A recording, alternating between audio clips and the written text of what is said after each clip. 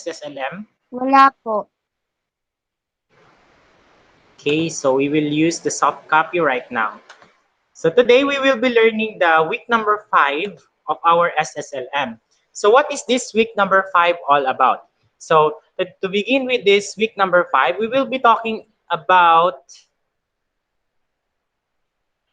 the organizing and presenting data, wherein our objectives is to represent data using histogram and ogive graphs. I don't know how to read this one, but based on YouTube, ogive daw po pagbasa, pero meron din akong nabasa na search kanina sa YouTube na ogive. Nalito ako sa totoo doon, ogive ba or ogive?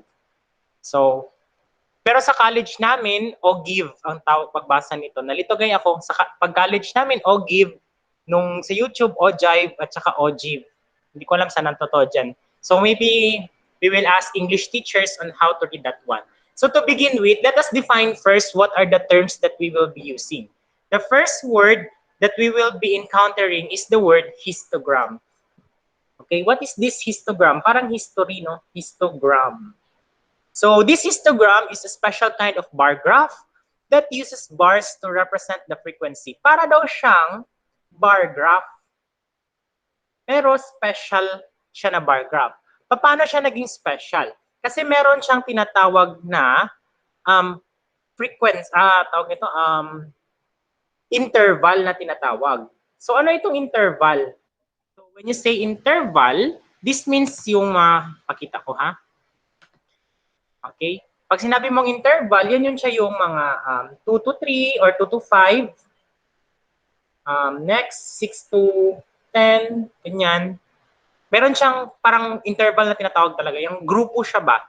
Group, in other words. The group of 11 to 15, the group of 16 to 20, yun po yung sinasabi. Kaya siya tinawag na histogram. Okay? Next, to continue reading, it is a bars to represent the frequency of numerical data that have been organized into intervals, which can be discrete or continuous. So, may word na ginamit dito, discrete and continuous. You will be learning this one and then on other lessons. But in this time, ituturo ko lang sa inyo yung paano gawin ang histogram. So, frequency is the number of occurrence of data or value in a set. The next word is frequency. Okay, in other words, yan yun siya yung bilang or yung number.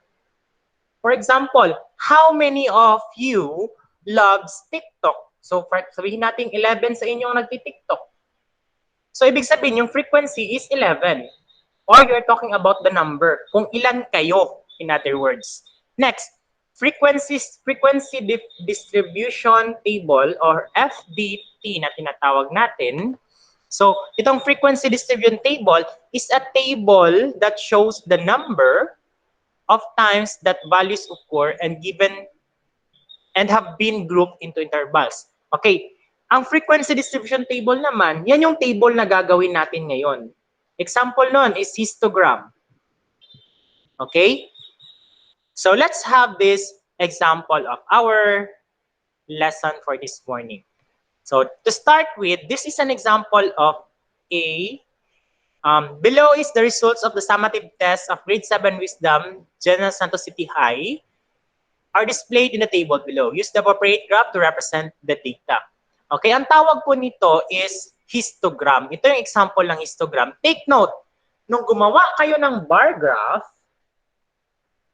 meron ba yun siyang space or wala? Meron. Meron, di ba?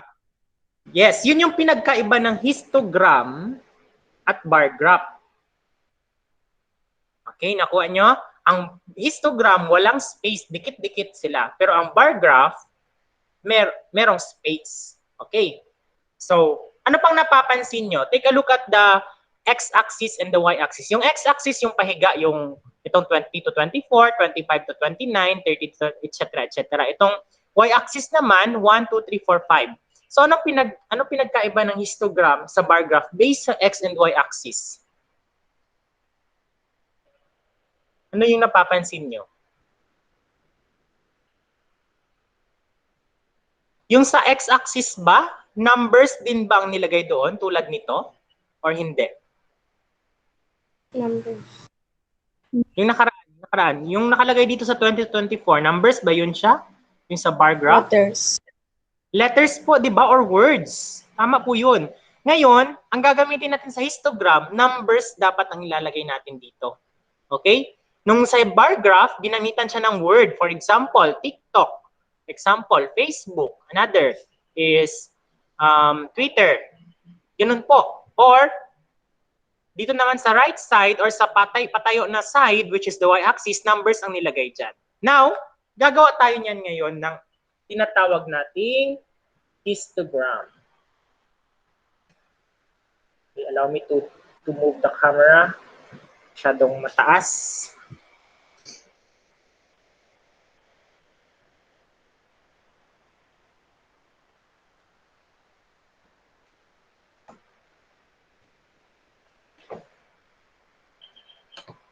So, gagawa tayo ngayon ng tinatawag na frequency distribution table using the histogram. So, first, gagawa natin siya ng title. Oops. Since ang histogram is a table, table po yung ilalagay natin, hindi graph. Table 1. So, the title is histogram.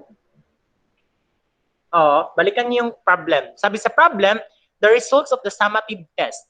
Histogram of the results of the summative test of grade 7 wisdom.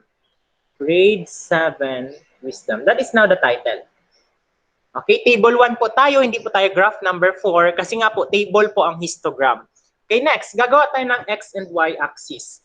Using a ruler, prepared ako ngayon, meron na akong ruler kasi nandito ako sa classroom. So, tatayo muna ako. This is the x-axis. Then, the y-axis. Okay, next. Based sa data na nilagay, sabi po dyan, merong scores. Scores is 20 to 24. Second, oops, masyadong. Para hindi kayo malito, crash, pwede nyo siyang ipatayo na lang talaga. 20 to 24. The next one is 25 to 29. 25 to 29. The next one is 30 to 34. Next, 35 to 39. Next, 40 to 44. And the last is 45 to 49.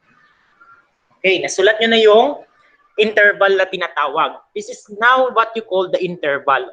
Pero sa table, ang nakalagay dyan, scores. Or pwede nyo siyang tawagin na interval of scores. So, yung interval of scores, ilalagay nyo siya sa baba, isulat nyo yung word na scores or interval.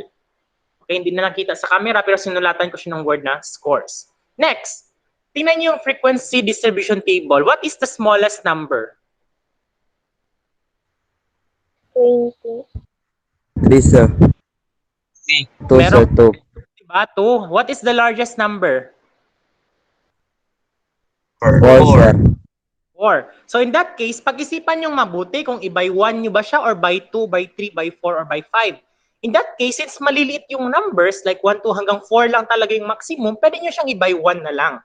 So 0 ang start.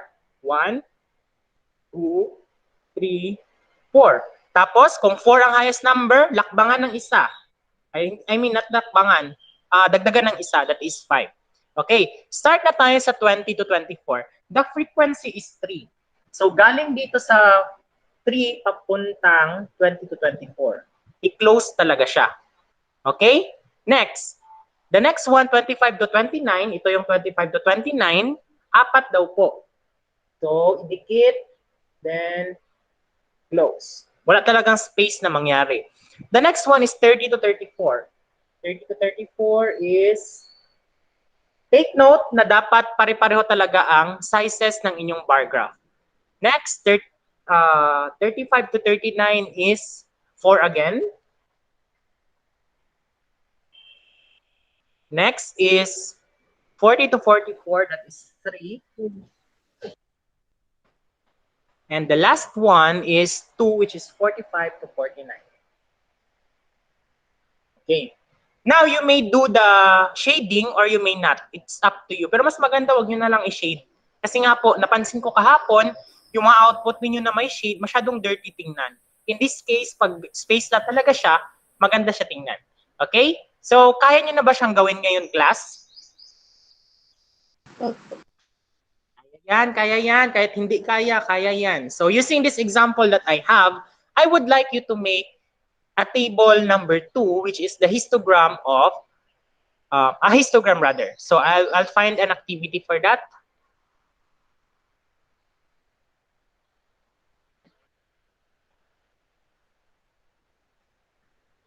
So, I would like you to have this income of the 50 workers. So, huwag niyo na pakialaman itong total, walang kinalaman ng total dito. So, the following table displays the daily income of 50 workers in a small establishment. Present the following data. Magkaiba kasi meaning ng present sa present. Makuha nyo, present is you're going to solve or you're going to give a drawing or an illustration. Pag sinabi mong present, that is present sa attendance. So present the following data on a histogram and wag na isali yung o give graph. Histogram lang muna. So the daily income is 101 to 120 wherein there are 12 workers, 121 to 140, 14. You may do the screenshot na class at saka i-upload ko man din ito para sa activity. Nasa screenshot ko muna, i-send ko sa ating Facebook page. Okay, so I would like you to answer that one. And we will have, you have to submit that one at our Facebook page using www.facebook.com/Yumang2021.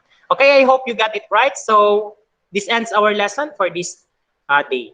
So thank you everyone. Goodbye and God bless. If you have questions, you may ask me. Anong week po, ma'am? Sir.